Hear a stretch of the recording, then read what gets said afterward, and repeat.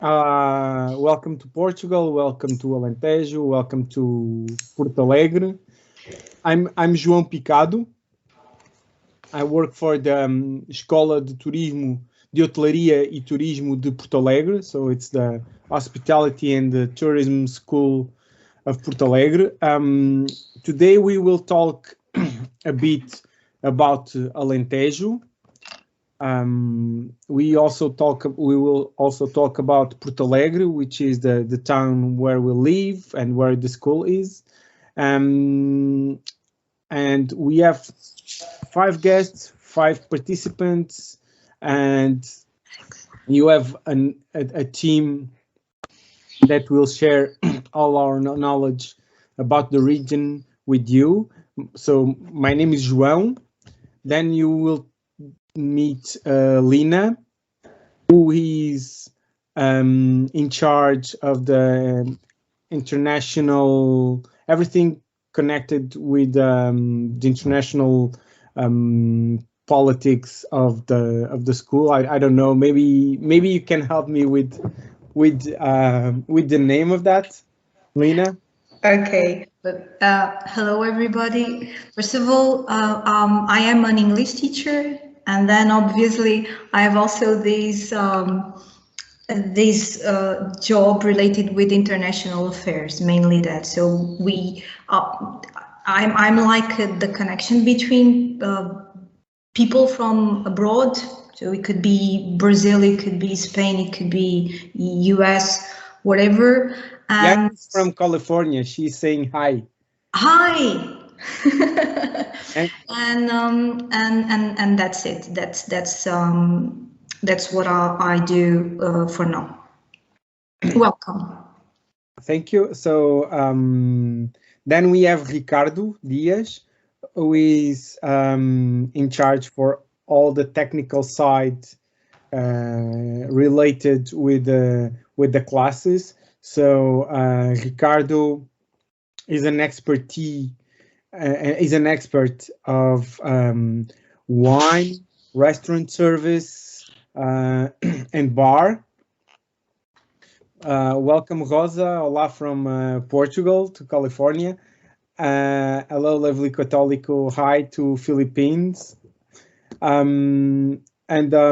So we have Lina, we have Ricardo, and we also have Miguel Picado, who is a chef.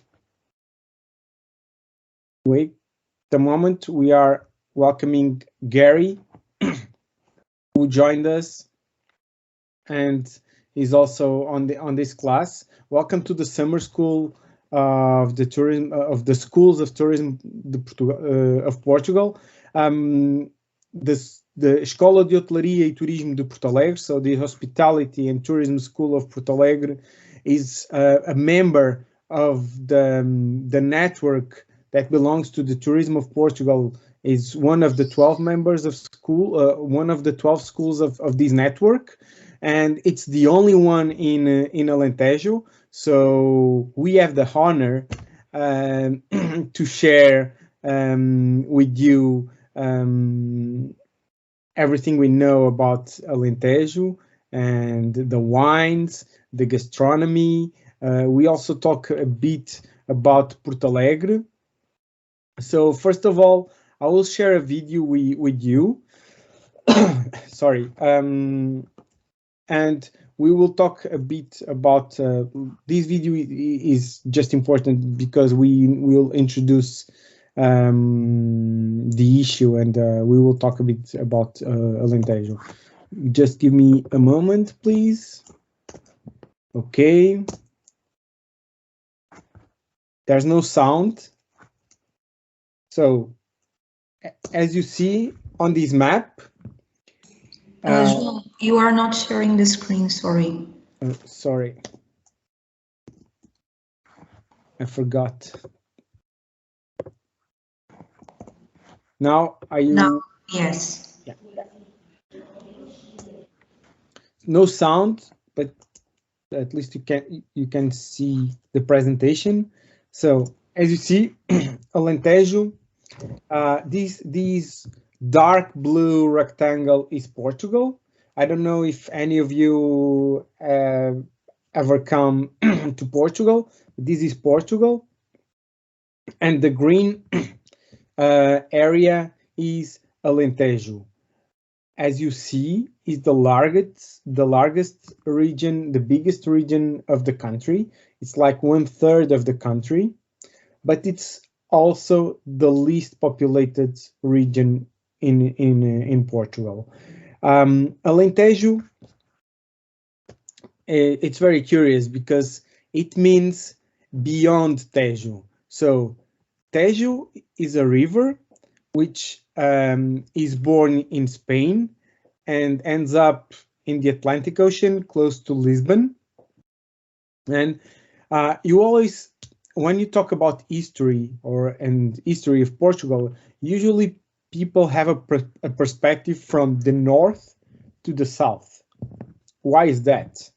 So Portugal became a country in the 12th century in a city called Guimarães, which is known as the birthplace of Portugal. And it was a tiny little country, in the north of Portugal. And then, with the help of the Crusaders, who were the Christian soldiers, they started fighting and conquering land to the Moors, who were living in the southern area of the Iberian Peninsula. So that's why we say Alentejo means beyond Tejo, because the perspective is from the north to the south, and Alentejo is south from the Tejo River or Tagus River. And as I said, is the biggest region of the country, but the least populated.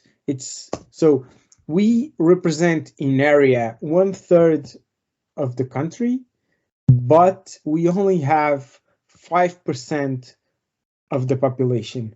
We are around 535,000 inhabitants in all the region. And for example, Portalegre, it's only 22,000 people, but we will talk about that later. So the economy mainly is agriculture and tourism.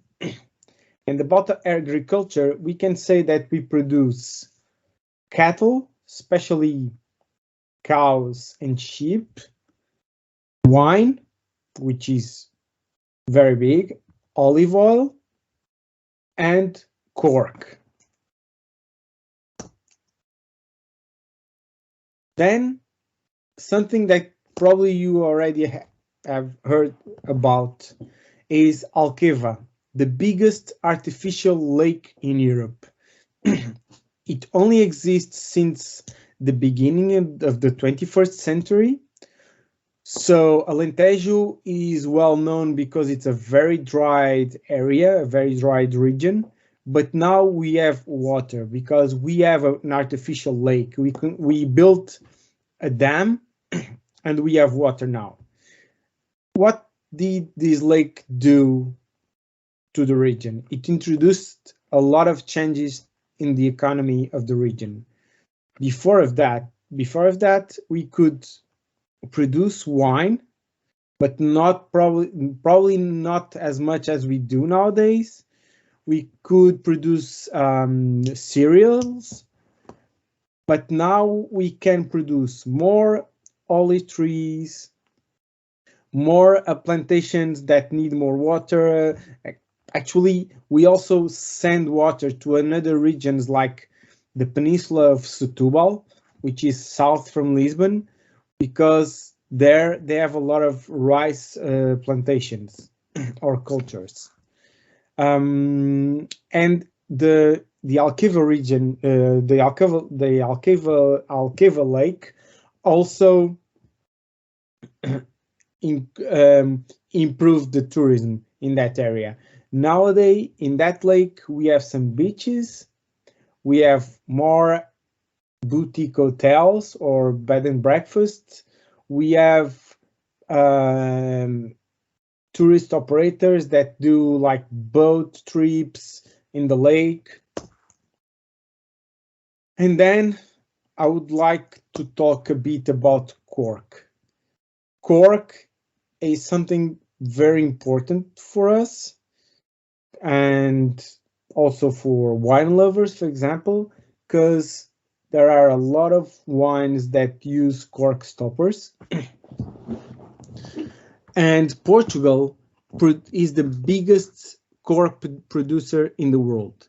This tiny or this little country produces more than 50% of all the cork worldwide. And I would say that more than 85% of the cork produced in Portugal comes from Alentejo. So let me give you some information about cork, because we truly believe that this is very, very interesting. A cork tree lives on average 350 years, not euros, sorry. And when you plant the tree, it takes at least 9 years so you can harvest the cork for the first time. We harvest the cork every 9 years. So then, as you see, these cork trees have the number 1. Why is that? It's because people paint the number of the year when they extracted the cork. So if it's number 1, it means that the cork was extracted between May and July of 2021. So next time these cork trees will be harvested will be in 2030, which is, yeah, they will be, the cork will grow for the next 9 years. Cork, it's something very curious because it's a light material, it's fireproof, it's waterproof. That's why, and it's also the characteristics of the cork are also very interesting. That's why we use it for the wine, but we also use it for thermal and sound insulation. For example, music studios, we can put cork on the walls. We can pave some houses with cork floors because it's good for to keep the temperature. And then we can use transform the cork in textile for bags, like a duffel bag, a backpack. We can also use some clothing, and yeah, that's it. I would say the main purpose of the cork will be the cork stopper, the wine stoppers, which only will be available on the 3rd harvest, because as what happens is that the cork tree takes some time to be, I would say, an adult. And so when you harvest the cork for the first time, the cork is not so good. On the 2nd time, so after 18 years, it's better, but it's not good enough. So after 27 years, you can extract cork and produce wine stoppers. The way they extract the cork, usually the people that do it, they are well paid, better paid than the ones that harvest grapes or olives, just because they use an axe and they have to cut the bark, but they can't cut deep enough, or better, they have to cut only to extract the cork. They can't hurt the tree, because if they hurt the tree will die. And as you see, if you plant today and it takes 27 years to have cork wine stoppers, you can't kill a tree that after that will last for more than 300 years. So I will finish this presentation. So I was trying to show to our students that we also could use cork to do this. I don't know if you could see. Trying to, but it's not quite. No, it's for computer mouse. Okay, like this. That's amazing. I would say some years ago, I gave a backpack to my wife as a Christmas gift, and she used it almost every day. And I would say that after 3 years, well, it was a bit darker because of the erosion, but it looks almost brand new. It's really amazing how cork is interesting, and that's one of the reasons why the engineers of NASA, the American Space Agency, decided to introduce cork in the space shuttle because it's light and it's very, I would say, resistant. So yeah, it works really, really well. Marcia loved your pad mouse. So see, you can get your own if you want to. I have also a bag, and I don't know when, but I saw someone with an umbrella also made of cork. So brilliant. Lena, I can also show. Last week we have been in the conference on wine tourism, and our credentials were made with also cork, the lanyard, but made with cork also. That's amazing. So multiple uses for this material. Yes, and it was so hot, and no problem because it's not hot. It's so interesting. Let me share you something that is very, very interesting. So when they harvest the cork, they leave the cork. They take it to the factory, and they leave the cork outside for 2 months to dry up, because the cork has water from the tree. And then you ask, well, but it can rain. So what happened when it rains? No problem, because the cork is waterproof, so the water from the rain doesn't get the cork wet, which is, for me, it's absolutely amazing. So Marcia is saying good, no allergies. Yeah, definitely. Yeah, it's good for your skin. You don't list like creams or aesthetic products just to protect our skin. Yeah. So now I will share a video about Alentejo, and then we will talk a bit more about Alentejo later after this video. This is the longest video of the session. It's like a short film or movie. We hope you enjoy it.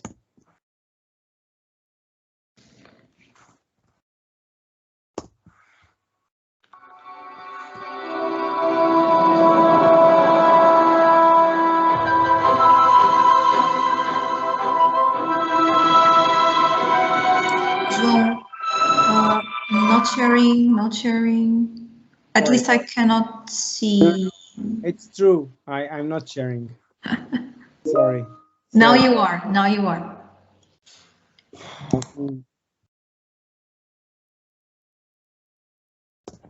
Okay.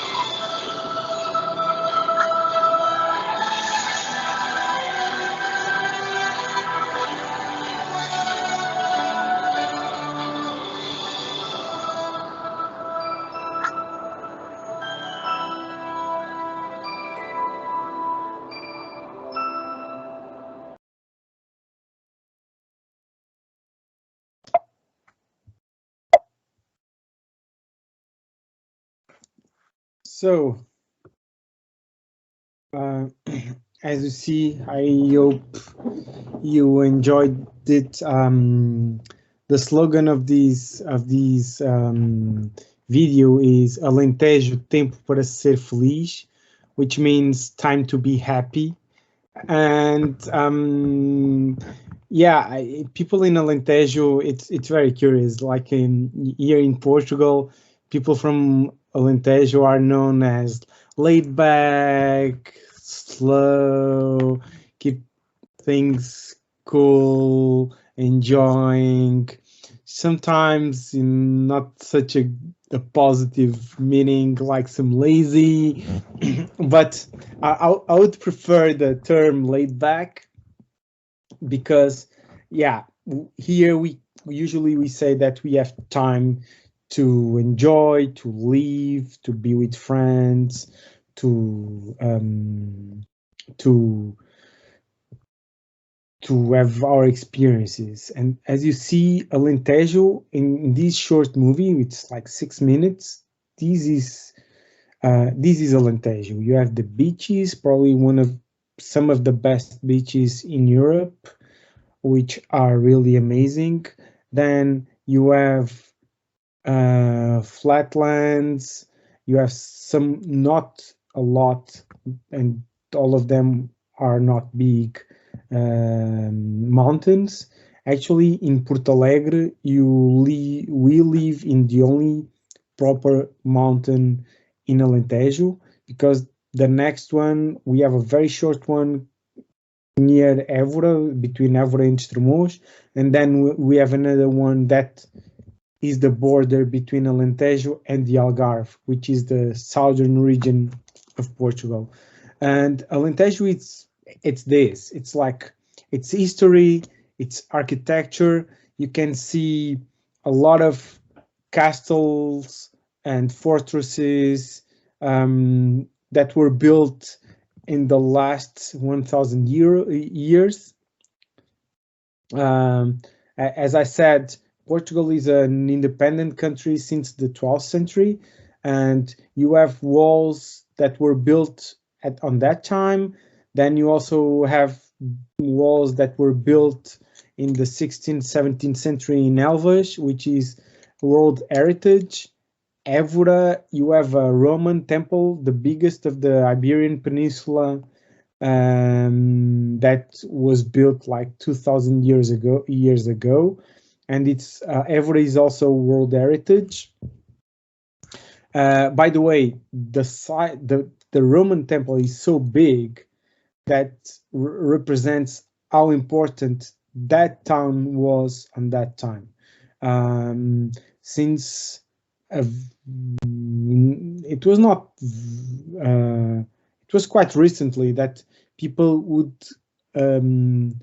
thought that temple was a tribute to a goddess called Diana, but the most recent information and proofs that the archaeologists collected say that this is a Roman temple and it was a tribute to the emperor. So that's why it's so big. Yeah, but this is Alentejo. So you have a lot of variants, a lot of differences, and you will also see that when we will talk about the wine. Just something, may I? Yes, please. Even the way we sing is special, isn't it? Because we have Cantalinjan also. Yeah, and which is also World Heritage. So we have a genre of music called cante that nowadays is sung by men and women, mostly men, but it was the songs that men sung in the past when they were like harvesting the grapes or the wheat or the olives. Men, especially men, were singing while they were working. And so it's very it's very it shows very well how people lived on that time. Yana is asking the name of the gen. So the name is Cante or Cante Alentejano. That's the name of the gen. It's like, tell me, Lina. Sorry. Oh no, just adding some information that you said previously. When you say that Alentejanos, so people from Alentejo are, you know, kind of lazy. Even the singing is slowly, you know, and everything is like we are in Alentejo. Time. If I don't know if you noticed, the dog. The name of the dog was Tempo. Tempo means time. So we take it slowly, but we take it steadily. So we are very good in what we do. Get it right? Agree with me? Let me just find an example of Mercy is asking for singing, but I will share a video of Cante Alentejano, which is much better. Yes. Otherwise you run away, like. Actually, I will share a video. Let me see, Gotinha de Água, which is a song that we love, especially. Definitely Lina loves it. It was not that one. It was the one, a pomegranate, roumain. I believe it was that we talk about, but never mind. It's this, whatever. Okay, it's here. Probably the quality of the no, this one is very good. So my job is to make college easier because students have a lot. Open YouTube. Actually, this is very nice because they introduce it. They play it with a guitar, which is not very common. But this guitar, it's very typical from Alentejo. So let me just share. They normally sing it a cappella, so it's so, I love it. Okay. That's it.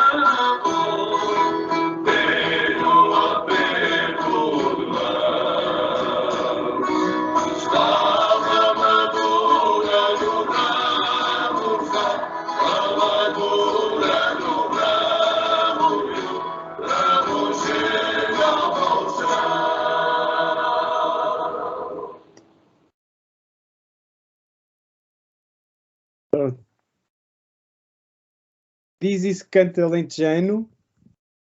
I didn't have to sing, neither Lina or Ricardo or Miguel, but you have an example how cool and how people feel the words and the music, and it's very easy. Today you just can go to YouTube and type Canto Alentejano, and you have a lot of results, and you can just listen to the music. So let's move on. You're welcome, Marcia. Let's move on. Well, 44 minutes of Canto Alentejano. It's a very good experience. So, obrigado, Miguel. Thank you.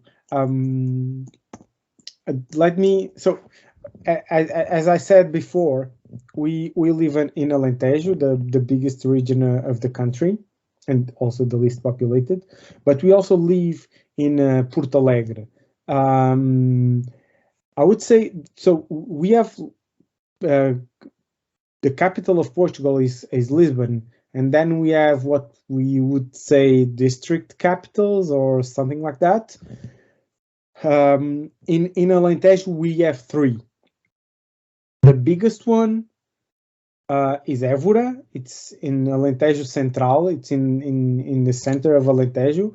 Then we have Beja, which is in the south of Alentejo, and we have Portalegre. It's in the north of Alentejo. And we live in Portalegre. Portalegre is a 22,000 people town, and the history of the city is connected, it's linked closely with the industry. We had for, I would say, the last 200 years, we had a cork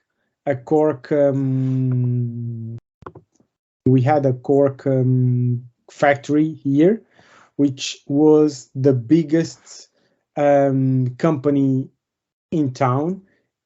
We had more than 2,000 workers. So at that time, it was like 10% of the population worked on that factory, which is a lot. And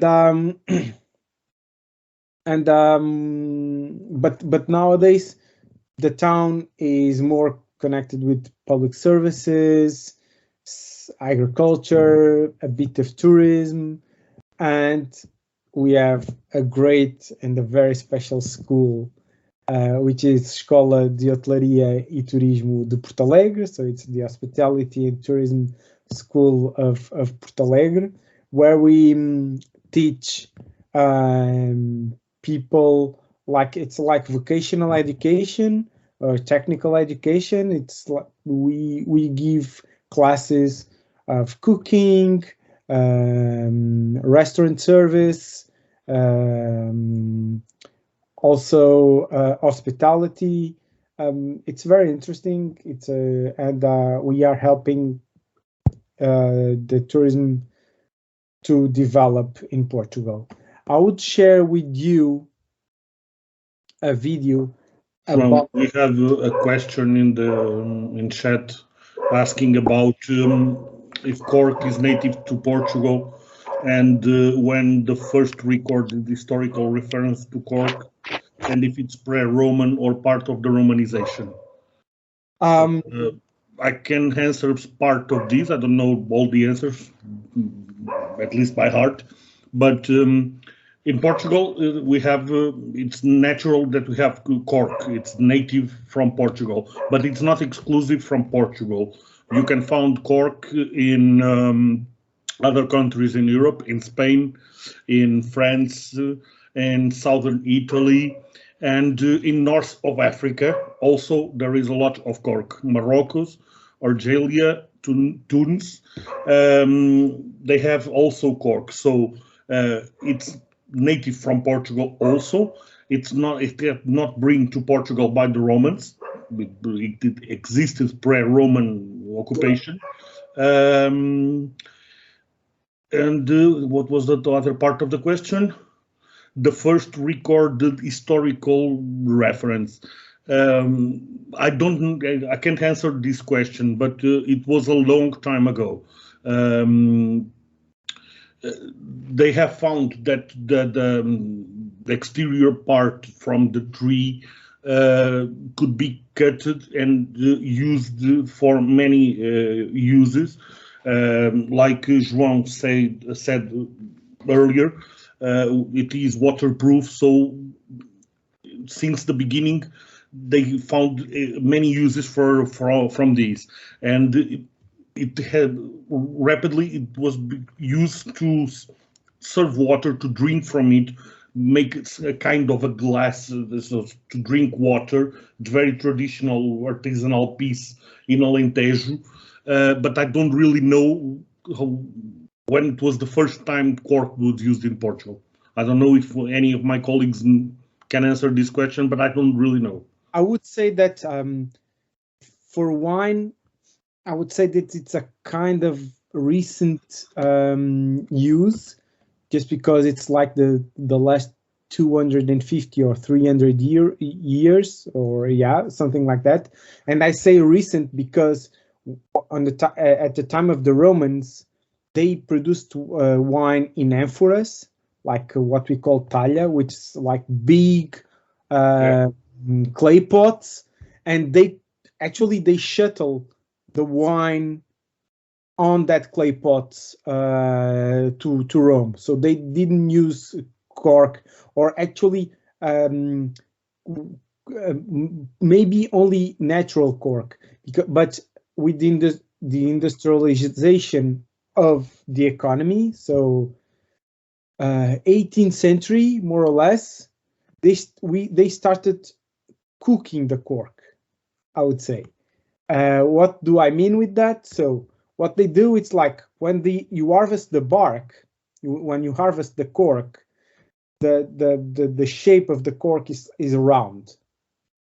So what they do is like they heat the water in a deep well, and they put the cork under water, boiling water, and the heat flattens the cork, and after that they can start working the cork.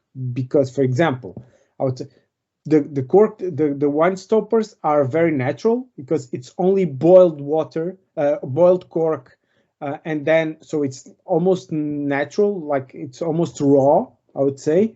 But for example, if you want to produce a textile, to do a dress or a backpack, they smash it and they add some glue. So they work the cork in different ways. And yes, Yana, there are some cork oak trees in California, and I'm pretty sure that they harvest the cork, but the process or the economy or the business is not as big as in Portugal. But yes, in the United States, it's very small business. Some wine growers in California and also in Australia have made some experience from trying to do what we do in Portugal, but in a very small scale, very, very, very small. Okay, now, João, sorry, just something. Don't forget to say that our school is set on what was a century ago, and not yet, because it was like, no, even this century, a cork factory, yeah. Robinson. Actually, it was the biggest cork factory in Alentejo. So it was established in 1860, so 19th century, by a British family, by the way, called Robinson, and they built the cork factory that lasted till 2007, I think. I'm not sure, but I think it was 2007. and the school was built inside the complex of that cork factory. So now I will share with you a video about Portalegre.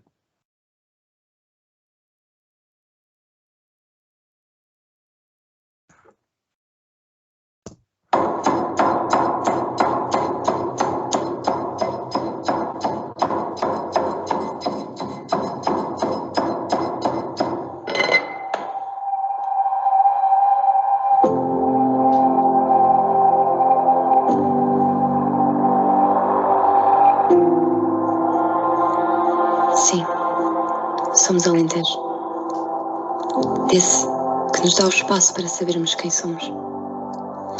É este viver devagar, nesta terra intocada e pura, feita de autenticidade serena, que descobrimos que somos mais que uma coisa apenas. Somos um concelho formado por cada linha do nosso caráter, que nos descreve na história, no espaço e na alma. Nos caminhos feitos a passo lento, para que possamos respirar e deixar que este Alentejo mesclado nos tome e nos ensine que a vida pode estar na simplicidade, no sentir o vagar que nos invade e ajuda na aprendizagem do apenas estar, apenas ser. Como se fosse um segredo que se quer revelar. Mas este Alentejo é mais. É feito de muitos caminhos, de horas e lugares, que só são revelados através do que se sente ao vivê-los. Muitas vezes, querem-se descobertos, não se mostram facilmente e são, afinal, uma só forma de vida. Este é o segredo. Somos arte e artesanato, serra e planície, natureza e gastronomia, história e inovação. Somos gente e poesia.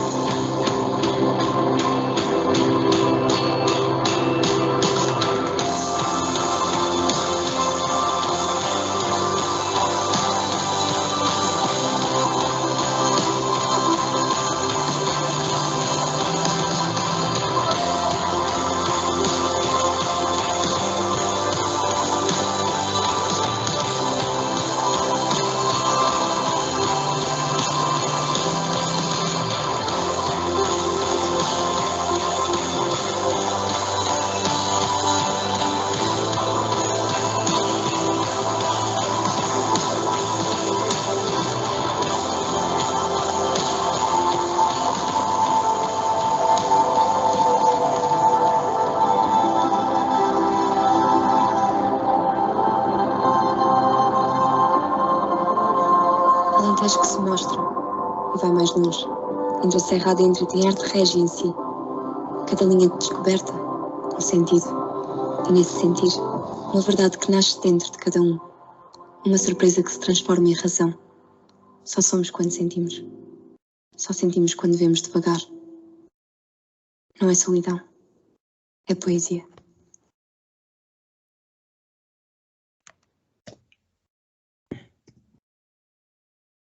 Okay, I get always very emotional when I watch this movie. So, well, Portalegre is this, as you said, as you saw, it's beyond Alentejo. It's the cork factory that you watched on the screen. It's the hospitality and tourism school that you also watched on the screen. At the beginning is the tapestry, which is very, very well known and very, I would say, recognized by the experts, because that's a technique of tapestry. Usually we have arraiolos also in Alentejo, because it's very well known because of their rugs. But here we are not talking about rugs. We are talking about tapestry, which is like a kind of art, and the technique, it's something amazing. They can on a tapestry, they can emulate a painting of one of the biggest artists in the world. They can do it with lines and their techniques.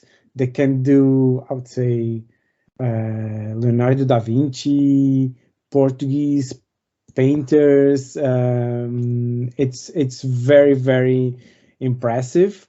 And there is a museum in Portalegre that you are more than welcome to visit one day you come here, because we believe that everybody will be impressed when we see the art over there. So after talking about Portalegre, I don't know, Rosa is saying thank you for, okay, thank you. Oh, this might be a different question, but would you know how we could go back and view these recorded courses? We will talk about that at the end of the session, if you don't mind. Right now, we will talk a bit about the wines, because the wines from Alentejo are very well known in Portugal and fortunately more and more abroad. But we have very different wines, and Ricardo will explain us why first the wines from Alentejo are so good first, and why they are so different from region to region. Okay, thank you, João. Let me share my screen. Okay. Can you see the screen? Okay. Yes. Okay, I'll try to make this presentation in English. It will not be easy for me. I'm not used to make these technical presentations in English, but let's see. And if I have any doubt, I'll ask Lina to help me. It's going to be great. Okay, let's see. Let's talk a little bit about wines of Alentejo. I'm not going to take you a large amount of time. Why they are so different, as João was referring, because of its history. 2,000 years of history is what we have to present with our wines. When the Roman Empire, we've talked about it with the cork, and here they are again. They are an important presence in the Iberian Peninsula. When they arrived in 200 BC, they already found a wine culture in Portugal, and particularly in Alentejo. We already produced wine, we already drink wine, but the Roman Empire will help us to grow this culture and organize it. And the Romans liked our wine so much, they exported from Alentejo to Rome, and during many years, it was one of the main wines they drank in Rome. Since then, we have maintained this tradition of making this kind of old wines, old style wines, made in amphoras or clay pots, big clay pots with very different sizes, from a few liters to thousands of liters. And we call this wine vinhos de talha, talha wines or amphora wines, if you understand it better. Okay, this is the main reason why our wines are so important, because of their history.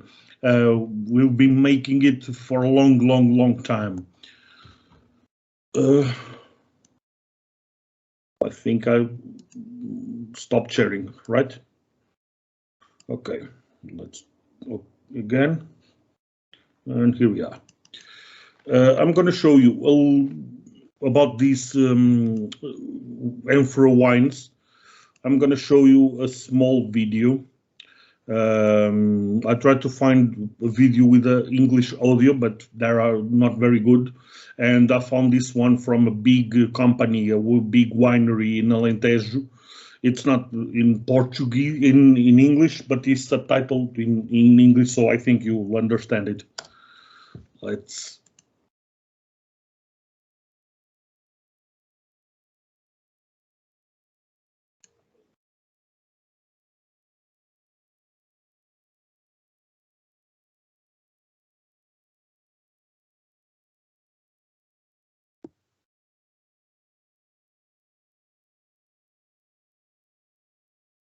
O vídeo tem som? Tem. Aqui No sound. Então, peraí.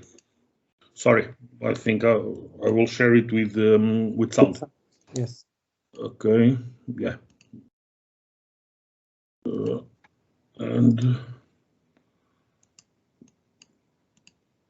Em 2014, o Esporão iniciou este projeto Vinhos de Talha. Now, yes. Foi um longo percurso, um percurso de aprendizagem, de pesquisa, de falar com as pessoas certas aqui da região que nos ensinaram e que nos ajudaram a fazer estes vinhos. O primeiro passo foi encontrar as talhas.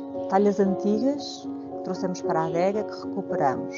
Aprender a fazer o peixe, aprender a pesgá-las. Depois, as próprias vinhas. Quais seriam as vinhas mais adequadas para vinificar nestas talhas?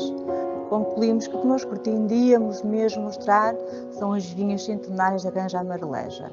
Neste caso, encontramos Moreto, encontramos Roupeiro, vinhas antigas, plantadas em pé franco, solos arenosos, que têm todo o perfil para serem vinificadas aqui nas nossas talhas. As uvas chegam à adega, são ligeiramente esmagadas, são colocadas dentro da talha e são remontadas 2 vezes por dia, sempre com rolo de madeira para não ferir o interior das talhas. E aí ficam, desde que são colhidas no início de setembro até meados de novembro, finais de novembro, quando finalmente são prensadas. O peso da talha, a origem das uvas, o próprio tempo de contacto do vinho com as massas vínicas, confere ao vinho este caráter genuíno, complexo, intenso e muito único. É claramente um vinho para a mesa, um vinho gastronómico, para momentos de partilha, com pratos típicos alentejanos de preferência, que nos ajuda a descobrir e a compreender a história desta região.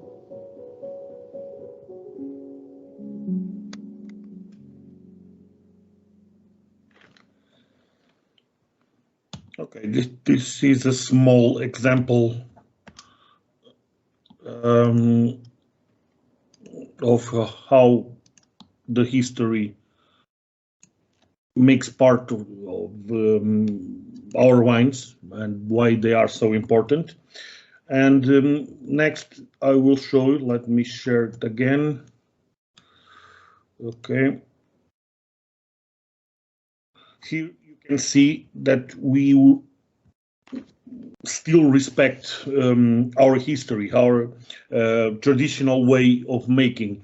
We have some wineries, very traditional buildings, this kind of buildings, white walls, small buildings are found everywhere in Alentejo. And this is a very typical winery. It's working the same way since the 19th century. It has a very big importance in our wine culture in Alentejo. And it works all the process from the wine making in a very traditional way. But we did not stop. We have to respect our history. We have to learn from it, but we have to innovate. And now in Alentejo we have some of the best wineries in the world, some of the most beautiful wineries in the world, and I will show you some examples. You have this one, a very good example from a winery, seen from the outside. It's a very small building, but it's like a museum. It is built 40 meters deep in the rocks, and it's a very unique winery you can visit in Alentejo. Another great example is this one, completely different from the previous one. This one is in the flatlands, where it's very hot during summer, and the winery was built in a way that the wine can be made without any influence from these hot temperatures that are bad for the wine. But it's a very very good architectural project that you can visit very near from Portalegre, where we are. Another example from the perfect combination of architecture, landscape, wine, and very modern engineering techniques of winemaking. So today, that's the reality of Alentejo wines.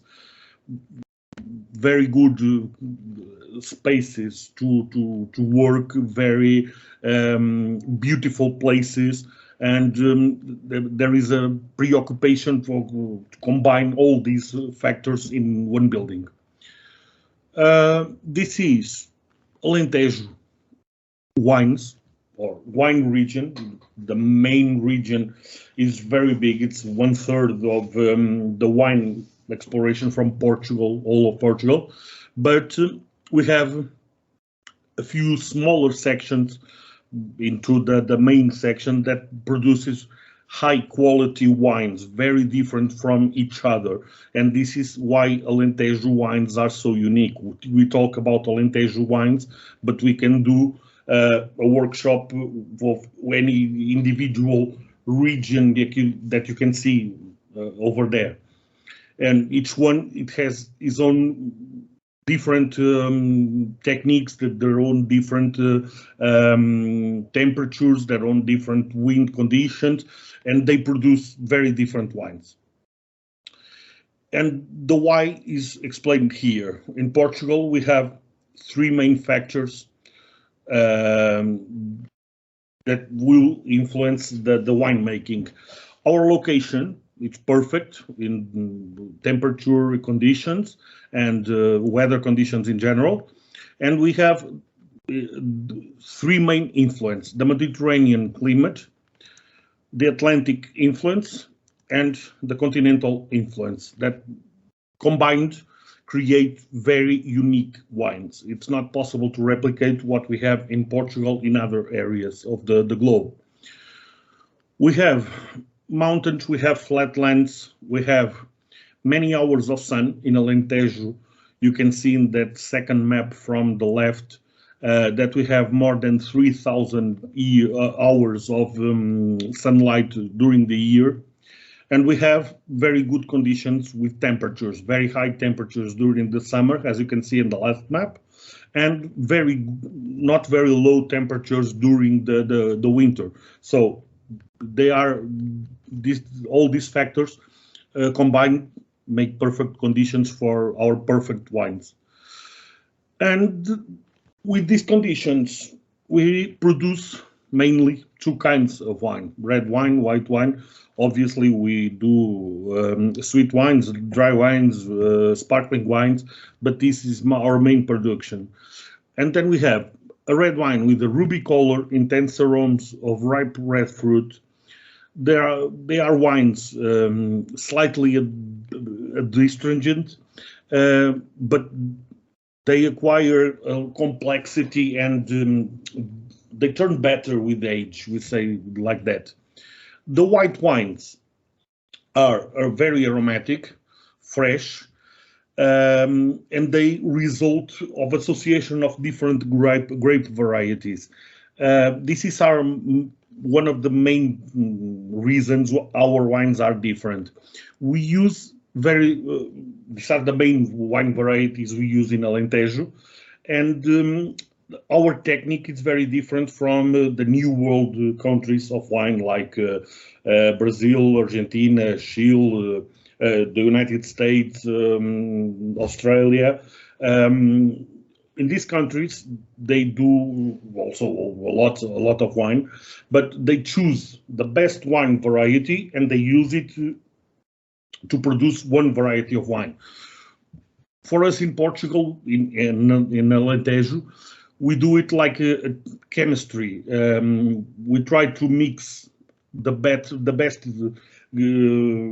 ingredients, let's say like that, from each wine variety and try to produce the best wine possible.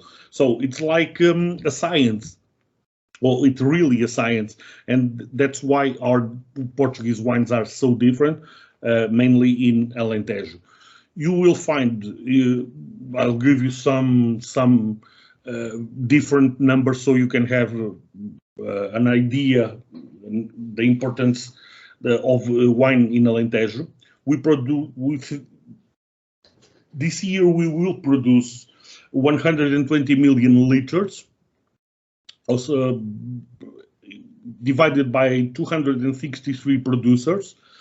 In Alentejo, we produce 37% of a national volume of wine production, and it represents 40% of the wine value sold in Portugal.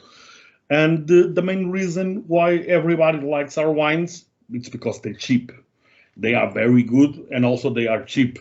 You can also, this is an official Portuguese government number, and you can buy, the average price of a bottle of Alentejo wine is €4. In dollars, all about the same value. So this is why everybody loves Alentejo wines. You can drink very good wine in a very cheap value. We have a lot of producers. I'll leave you here 2 last slides with some of the main brands we have in Alentejo. It's impossible to refer them all, but some of these are the main producers we have in Alentejo. And if you have the opportunity, when you see one of these logos in a supermarket or wine shop, don't hesitate, try some of these. Someone was asking in the chat if I am a wine producer. No, I'm not a wine producer. I'm only teacher in this area. I have a sommelier course, and I teach every day about wine. So it's like a passion to me, but drink it, not making it. I don't know if you have any more questions. I will not bother you anymore with wine. We have other matters to attend. Well, you have no sound. Well, we have no questions till now. Okay. But Diana is saying that what you're talking about is not a bother. It's super interesting, and for a wine drinker, you know a lot. But someday, I don't know, just the feeling, he will be a producer. No, I like to drink it more than produce it. Ricardo, can we say that Alentejo is like wine? So it's a blend of tradition and modernity and people. Yeah, completely. The modern wineries we saw in the pictures are basically an evolution from the traditional wineries. So the traditional way of making it is always there. It's always present. It's always in our culture. We saw in that video that some wineries try to recover some of the wine varieties with 100 years old. So there's tradition also. Completely true what you said. Thank you. Obrigado.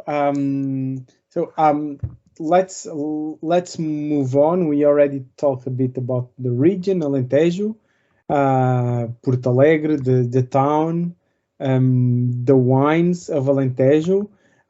Now we will talk a bit about gastronomy, culinary, food, and at the end we will talk a bit about the school and what we have to offer. About the food, Alentejo is very well known, especially in Portugal, but it's getting more. It's being more known abroad, internationally, because of the flavor of the food, and it shows how it is possible to do such tasteful kind of food with so simple ingredients. We are not talking about, well, we can do it nowadays, but we are not talking about fine dining or a nouvelle cuisine, which was introduced by the French cuisine 40 or 50 years ago or something like that. But we are talking about passion, need, and people roots.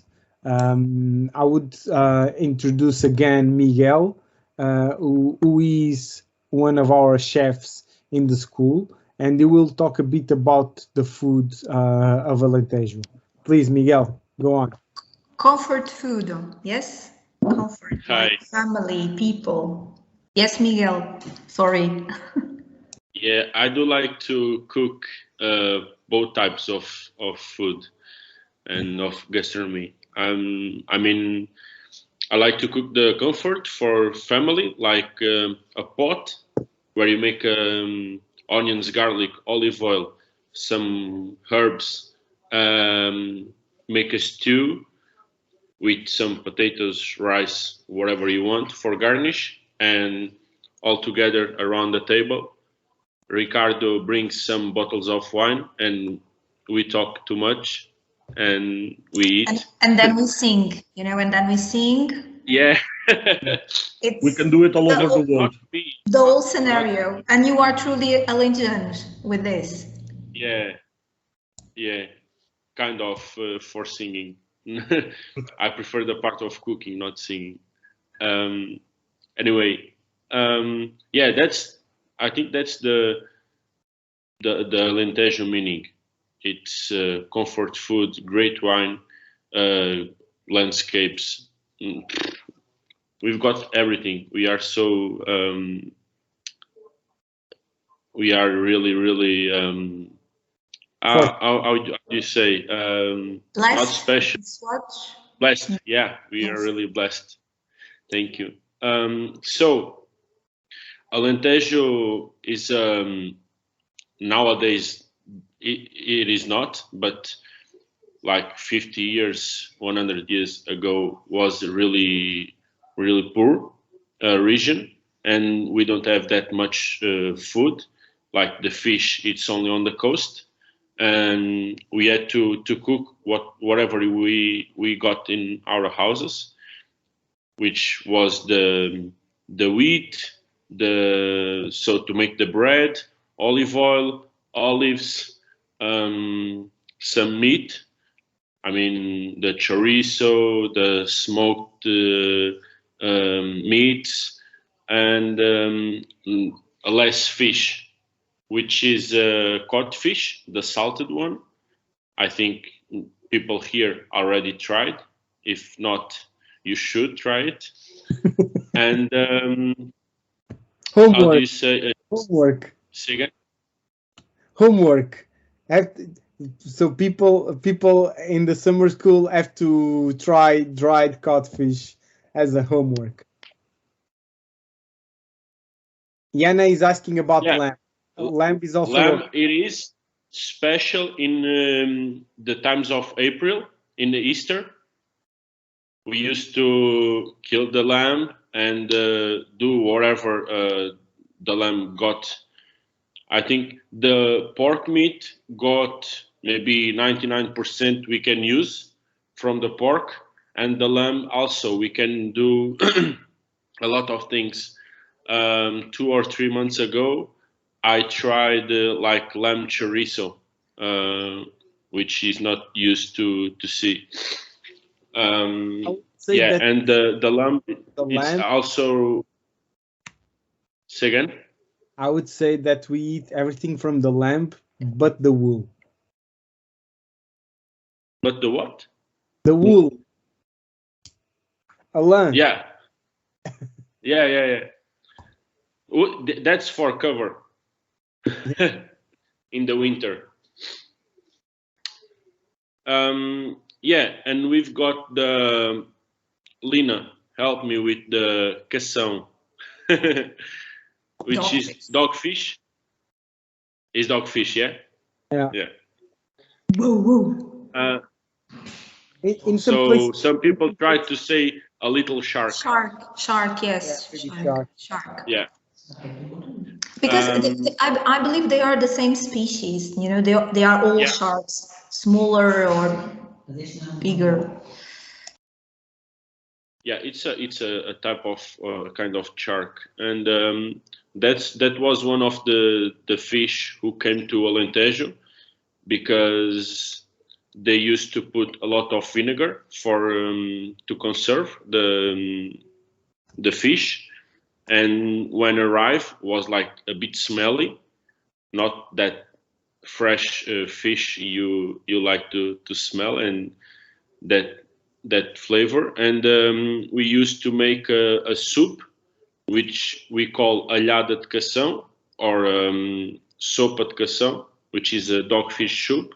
Or alhada means got a lot of garlic and coriander, and yeah, and a lot of old bread, like rock hard bread. And yeah, I don't know if anyone has a question or not. I mean, the sweetness part of the gastronomy here in Alentejo, it's made with a lot of egg yolks and sugar, which is typical from the, not, how do you call it, that sweets from the doces conventuais. Convent. I would say convent sweets. Actually, there are sweets that they came from the convents because they were, well, Yana, pastel de nata is a national pastry. You can find all over Portugal, especially in Lisbon, I would say, but definitely we nobody says that pastel de nata is from Alentejo. It's from Portugal. From Alentejo, you have what Miguel was saying, which is convent sweets, which are sweets that started being made after the 17th century, when the sailors started bringing sugar from Brazil, because there was no sugar in Europe before the 16th, 17th century. Before of that, we sweetened things with honey, but not with sugar. So we have that kind of sweets that actually are very, very sweet. And we use it a lot of sugar, egg yolk, as Miguel said, and in some places also almonds.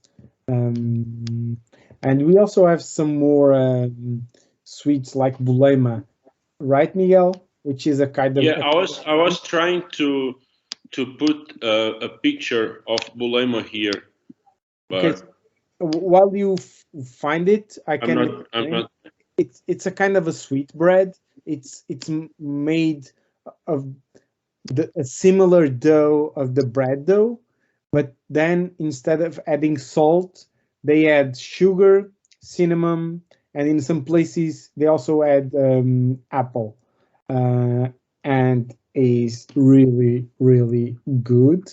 And some people use it as a snack instead of having a sandwich or a ham sandwich or a cheese sandwich or whatever. They just have a bulema, which is really, really good. Talking about the desserts or the sweets from the convents, why do we use similar to massa sovada? This is bulema. Are you, Miguel is sharing? And this one is the version with apple.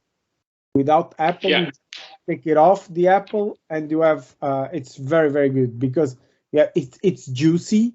The sugar, the melted sugar with the cinnamon, it's juicy. So it's really, really good. About the sweets from the convent, we use a lot of egg yolk because we use the egg white to ironing.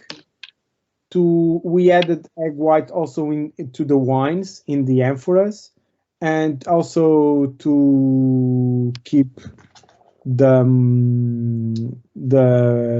hair shining, I would say. Yeah, I was about the bulema. This one, as I showed, this is the tiny type. It's like this, but you also here in Alentejo, in a difference of 10 kilometers or less or a bit more, you also have bulema, like a cake, like a sponge one, and that's the good thing here in Alentejo. Even the same types of food or dishes. Some village do the dish or the bulema in one way, and in Portalegre does another way, and that's good, and it's a lot of variety of food and dishes. So yeah, it's a bit of our gastronomy here in Alentejo. I do really like to cook comfort food, but also I do like to cook that, but give it a twist, like a modern one. Make it prettier, smaller amounts of food, like a gourmet style. You are not here today in the morning, but we have bulema as a snack in between a meeting, so very good. Okay, just to finish, I want to share with you a last video, which is a recipe.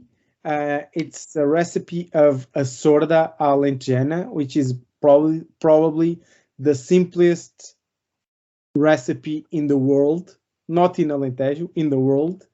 It's very easy to do, and usually we have all the ingredients to do it almost every day. So when you arrive home starving, you don't need to ask Uber Eats.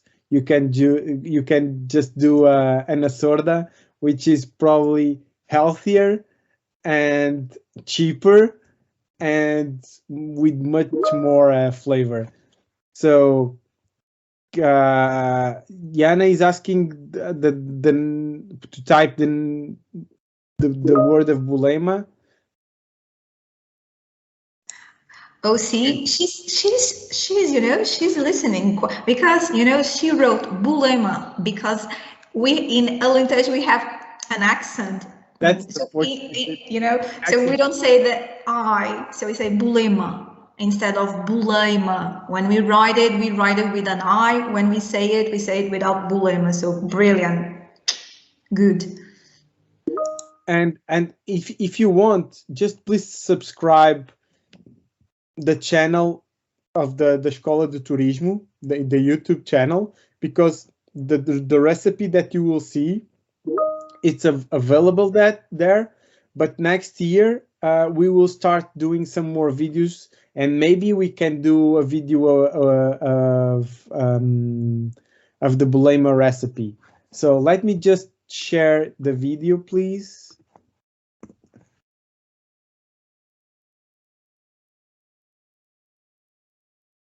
Here it is.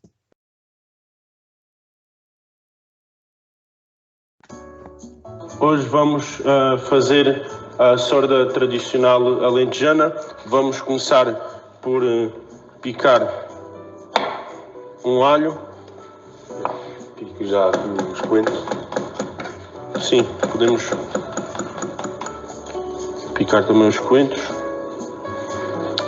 Esta sorda tradicional, mais simples possível, apenas com alho picado, coentros, sal, azeite e pão, de preferência pão que seja mais antigo.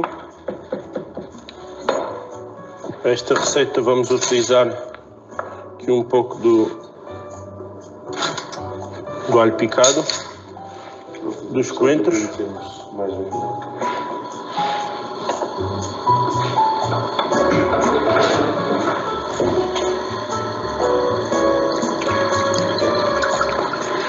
Colocamos a nossa água a ferver. O pão não deve ser fresco, será preferência sempre com 2 ou 3 dias. Vamos já colocar cerca de 1 colher de azeite, um bocadinho mais.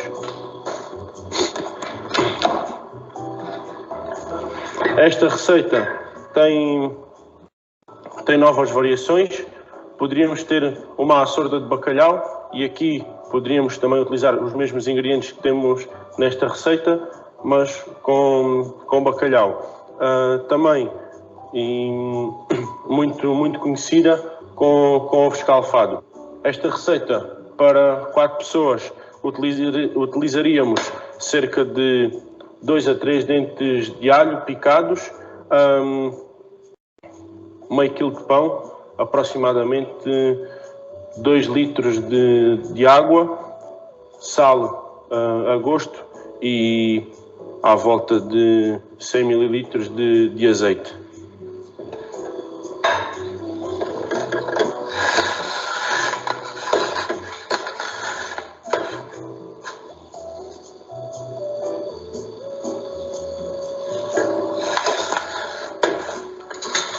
Colocamos a água a ferver sobre o nosso preparado, um toque mais coentros por cima e um pouco mais de azeite. Temperamos com uma pedrinha de sal. Facilmente temos uma açorda alentejana.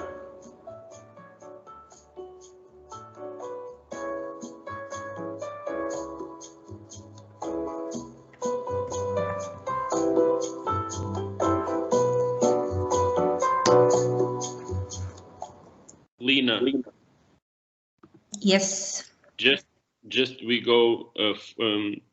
We can you can help me with this, because this recipe can do with the fresh coriander and the fresh ingredients, but you also can have like a mise en place in your fridge, so you can have a small pot with coriander or poejo, which is pennyroyal.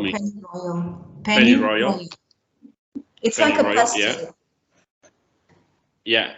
So you can have all that chopped, mixed already with a lots of salt, garlic, and olive oil. So, and you put on a pot we call piso, and you just leave it in your fridge. And when you want a soup of a sort of alentejana, you just take a spoon, put on the plate, boiled water, some slices of bread, and you got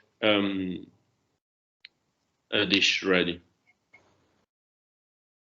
It's this, yeah, and it looks tasteful. It's almost time for a snack. Yeah, Jana is saying nothing goes to waste in the kitchen. That's true. That's really true. That's what I like to cook, as this way. All the skins, from the onions, the carrots, whatever, I put in a pan, boiling water. I got a broth for cooking rice or whatever. Obrigado, Miguel. Thank you very much. So that's it. We are almost done. We just want to finish saying that at the Escola de Turismo de Hotelaria e Turismo de Portalegre, the Hospitality and Tourism School of Portalegre, our doors are open and we would love to welcome you. So if you come to Alentejo, please, and to Portalegre, please pay us a visit. You are also more than welcome if you decide to know more about cooking or a restaurant service or winemaking. Well, not winemaking, but to be a sommelier. Please talk with us. We are also we are also working on a la carte kind of lessons. Is that it, Lina? Can you help me with that? I normally say tailor-made sessions. Okay. So yeah, we will be happy and we will be very grateful just to work with all of you, with the companies that probably need our knowledge. So please email us, text us, whatever. I will just put our email addresses here. So if you want to know more about the school and what we do, just please tell us something. So this is my email address. Then we have Lina Escolas.turismo de Portugal.pt and ricardo.dias@escolas.turismo.portugal.pt. So these are our email addresses. If you need anything else, just let us know and we will do our best just to help you. Obrigado, Yana, one more time. And we are waiting for all of you. Any questions?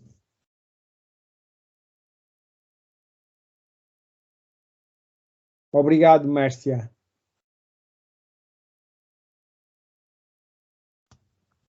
So if we don't have any questions, it was a pleasure just to be these almost 2 hours with all of you. Lina, do you want to say something? No, I don't know if you want me to share information about the courses, but I don't think it's no. I don't know. We gave them the email, so if they have questions, they can put us. I always like to finish with sentences, you know, like that cha-da thing, you know. I was asking Ricardo. The punchline? Yeah, it's like a slogan, you know. We need those very strong sentences to finish and, you know, to amaze people. I write something when I was listening Miguel and Ricardias. May I share with you what I wrote? It's just like, you know, Alentejo is like its wines and its food. It's a blend of tradition and modernity, and it's unique and creative as its food. Agree with me? It's brilliant. I do agree with you. No, Alentejo, it's time. And mainly Alentejo, it's people and the people who live here and the ones that were not born here but are Alentejanos. Thank you very much for being here. Thank you very much for sharing this time with us, this time Alentejo and these 2 hours. And we are very, very happy to welcome you if you ever come to Portugal and Portalegre. Thank you very much. Ricardo. No micro. We are not listening. I think Lina said it all with that sentence. I will only want to thank everyone for this time. And thank you very much. Obrigado. Miguel. Thank you to all. Jana is saying she's a professor in nutrition at the college here in California and love to cook, drink wine, travel. Who doesn't love that?